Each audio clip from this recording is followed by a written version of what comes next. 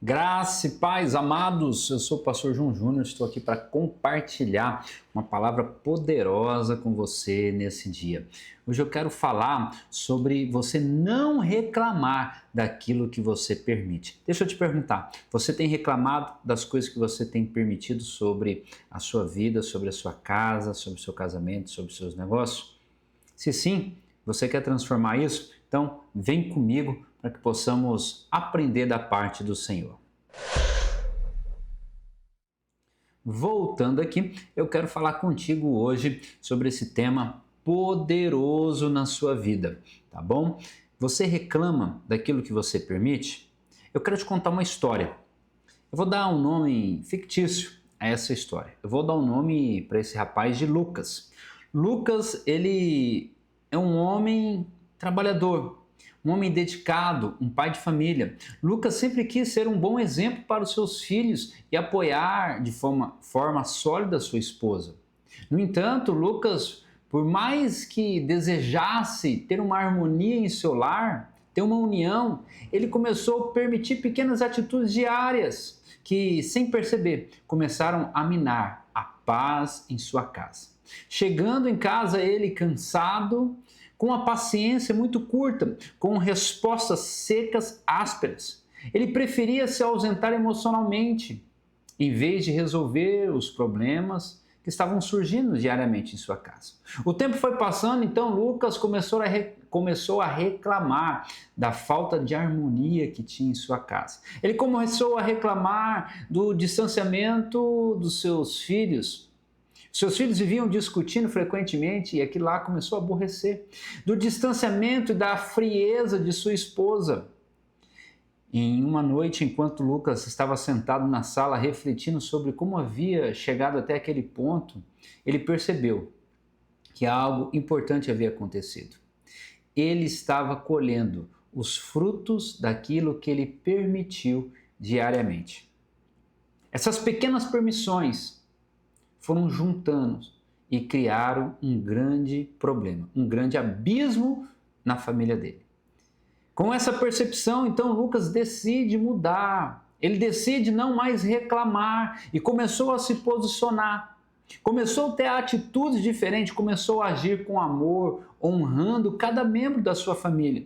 Começou a ouvir a sua esposa, a honrar, a dar posição de honra à sua esposa. Começou a abençoar a vida dos seus filhos, começou a se envolver emocionalmente, começou a produzir unidade. A mudança não foi instantânea, mas com o tempo e com a sua disposição e disponibilidade para agir de forma transformadora, a sua família foi impactada. A história de Lucas reflete talvez a minha história e a sua história. Essa história remete a nós meditarmos como nós temos agido com a nossa casa, como nós temos agido em meio à nossa família. Eu quero ler um texto bíblico com você, farei uma aplicação e depois estarei orando pela sua vida.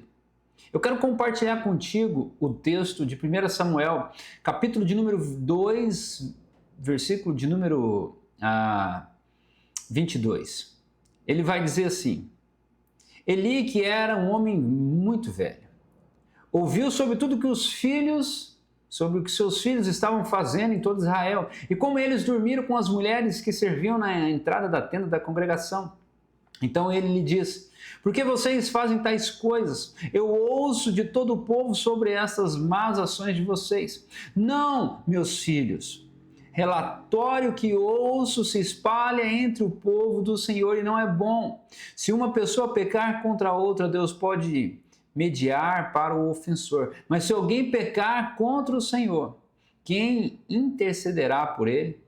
Seus filhos, porém, não ouviram a repreensão de seu pai, pois era da vontade de Deus matá-lo.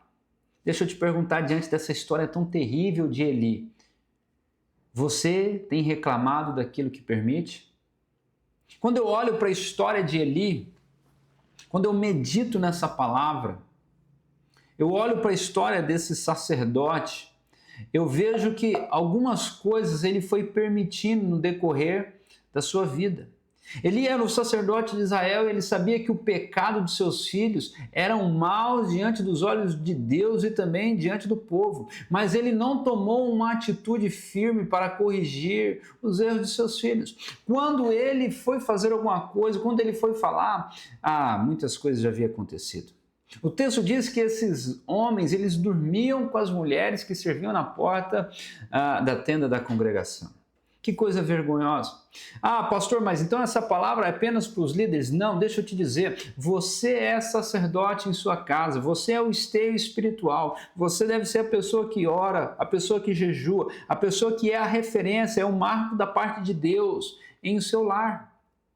Então nós temos que nos posicionar, devemos parar com a permissividade de atos pequenos, de erros pequenos que vão minando, que vão destruindo. Como diz Salomão, as raposinhas que vão ali comendo a cenoura, os grãos, vão destruindo aquilo que o Senhor construiu. Da mesma forma, quando nós permitimos, de forma permissiva ali, né, de forma a não nos envolver, pequenos erros, pequenas falhas, pequenas situações em nossa família. Você quer ver uma delas? Não orar, não ler a palavra, não ter intimidade emocional, não ter intimidade com ali a família em momentos de lazeres. São pequenas coisas que nós vamos deixando, que nós vamos permitindo na nossa vida, na nossa família, que isso ao tempo vai nos destruir, que vai levar a um grande abismo. E aí o que acontece? Nós começamos a reclamar daquilo que nós passamos a vida permitindo.